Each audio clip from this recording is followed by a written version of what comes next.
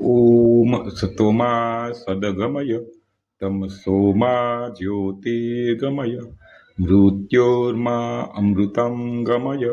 ओम शांति शांति शांति। नमस्कार मित्रों, હું રજનીકાંત સિંધરિયા રેખાબેન નરસિંહથી આપણી સાથે વાત કરીશ। મિત્રો, હમણાં ચોમાસું આવી ગયું છે અને કામ પણ ઘણું હતું, એટલે ઘણો સમયથી આપણે મળી શક્યા નહીં, કારણ કે આંબામાંથી કેરી લીધા પછી મોટા આંબાનું કટિંગ, પછી નાના આંબાનું કટિંગ, ગોઠલાનું વાવેતર, આવા બધા કામમાં આપણે વ્યસ્ત હતા, એટલે વિડીયો ઉતારવાનો, એડિટ કરવાનો ટાઈમ જ હતો નહીં। મિત્રો, તમે અમારી ચેનલમાં પહેલી વાર હોય તો આ ચેનલને લાઈક કરો, શેર કરો અને સબસ્ક્રાઈબ કરો, જેથી અમને થોડોક ઉત્સાહ મળતો રહે।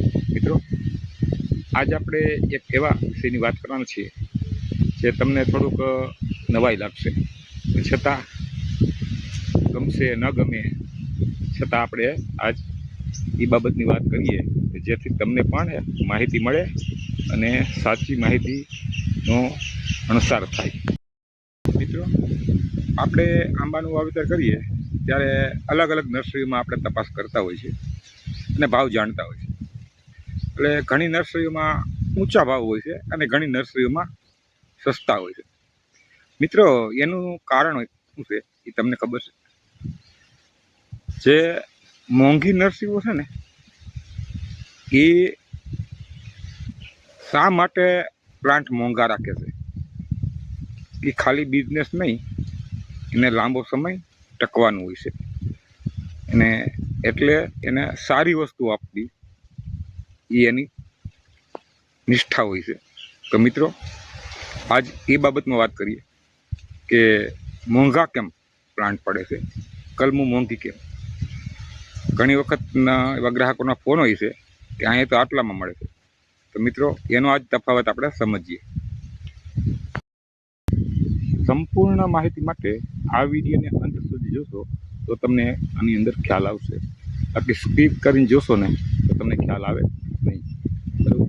તો આ વિડીયોને અંત સુધી જોઈ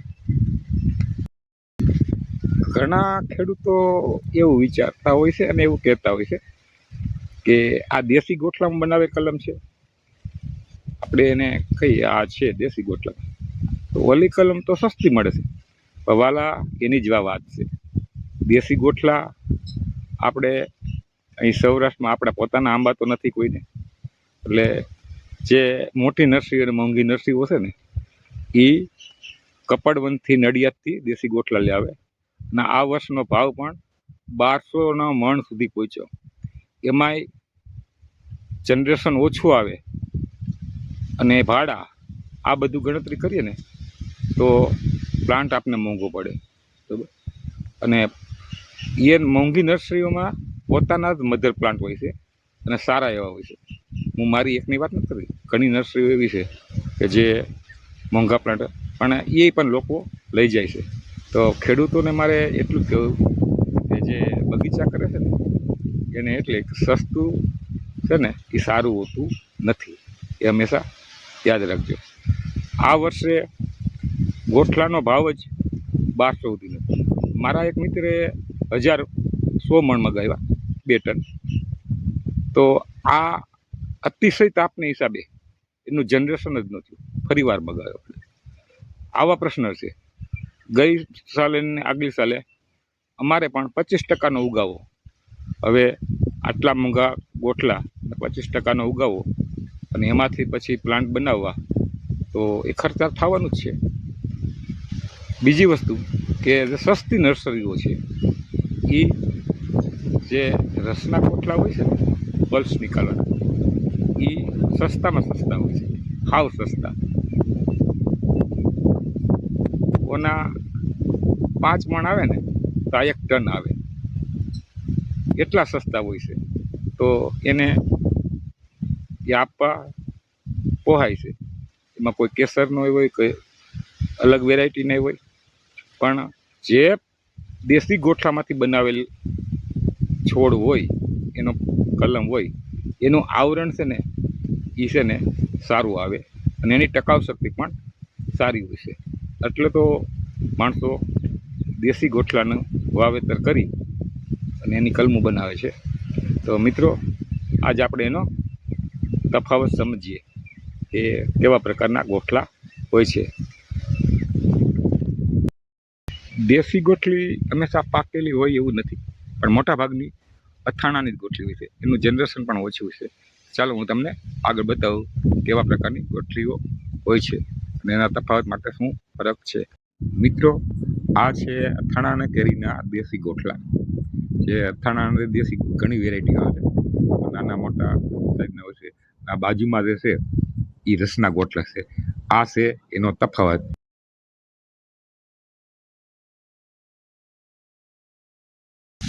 પેલા ગોઠલાને બધાને ધોઈ નાખવાના.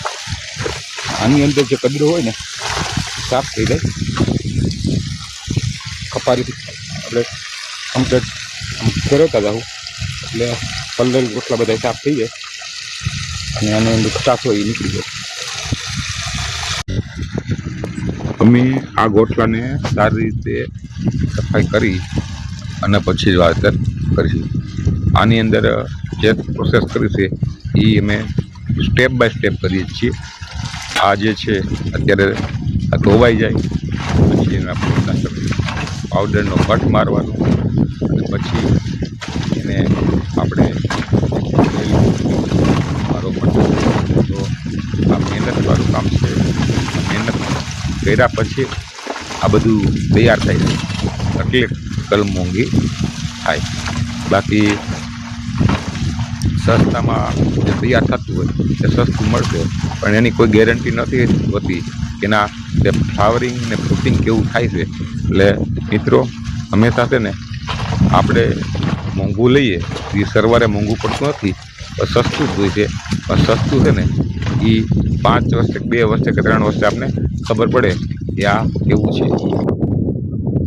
તો મિત્રો હવે આપણે આપણા ગોઠલા છે કોથળી ભરેલ છે એની અંદર વાવેતર ચાલુ કરી દીધું છે અને દરેક કોથળીની અંદર આપણે 2 ગોઠલા નાખી અને કમ્પ્લીટ કરી દઈએ.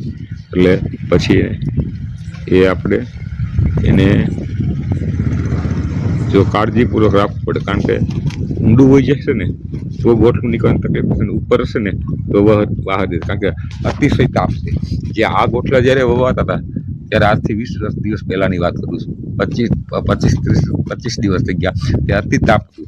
આનું જનરેશન બીક થતું કેવું આવશે, પણ હવે સારું છે. પણ છતાં મિત્રો તમે જુઓ તો કાળજી લઈને આ કરવું પડે છે.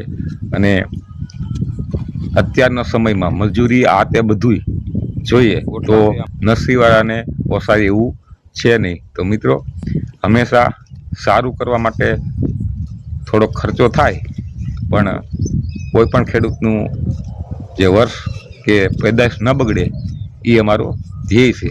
એટલે અમે હંમેશા મોંઘું વેચશું અને સારું વેચશું એ અમારી નિષ્ઠા છે. તો તમે પણ અમારી નર્સરીની મુલાકાત લ્યો, જુઓ અને પછી જ ખરીદી કરો.